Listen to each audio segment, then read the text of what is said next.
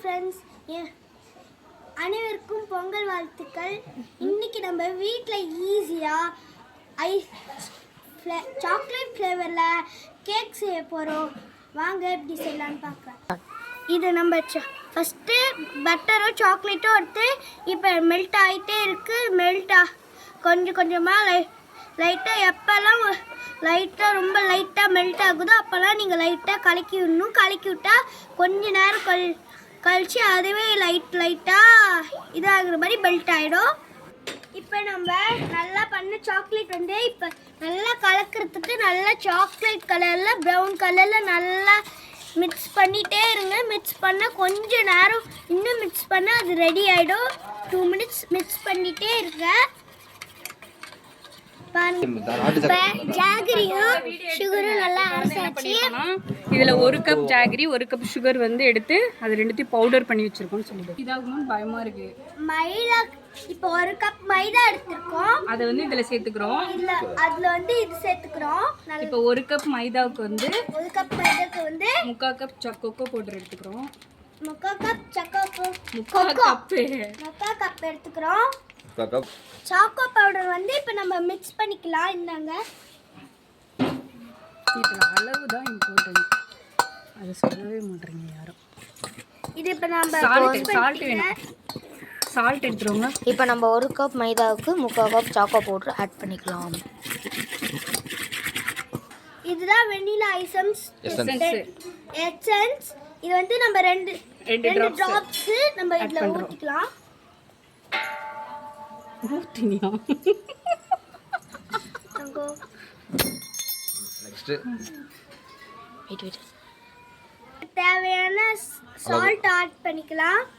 2 egg add பண்ணிக்கலாம். அங்க baking soda வச்சிருந்தோம் பாருங்க கிச்சன்ல. சோடா மாவு கொஞ்சமா பேக்கிங் சோடா ஆட் பண்ணிக்கலாம். ஓகேவா? மிக்ஸ் பண்ணிக்கலாம். நல்லா மிக்ஸ் பண்ணிட்டே ஒரு 15 மினிட்ஸ் மிக்ஸ் பண்ணிட்டே கொஞ்ச நேரம் மிக்ஸ் பண்ணணும். கொஞ்சம் 15 மினிட்ஸ் மிக்ஸ் பண்ணிட்டே இருங்க.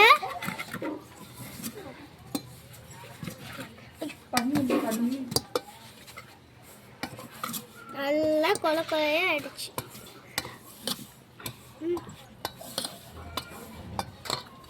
இப்போ இதுல வந்து இதையும் ஆட் பண்ணிக்கலாம். ஜாகரி சுகர் ஆட் பண்ணிக்கலாம்.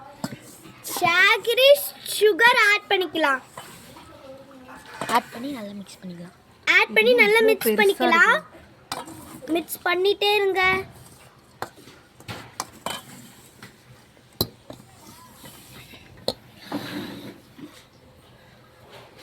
இப்போ நம்ம மெல்ட் பண்ண பட்டரும் சாக்லேட்டும் மெல்ட் பண்ணத அந்த மிக்ஸ் பண்ண அதில் அதை நல்லா மெல்ட் பண்ணதை எடுத்து நம்ம மிக்ஸ் பண்ண இடத்துல நம்ம ஊற்றி நல்லா கலக்கணும். நல்லா வச்சுட்டு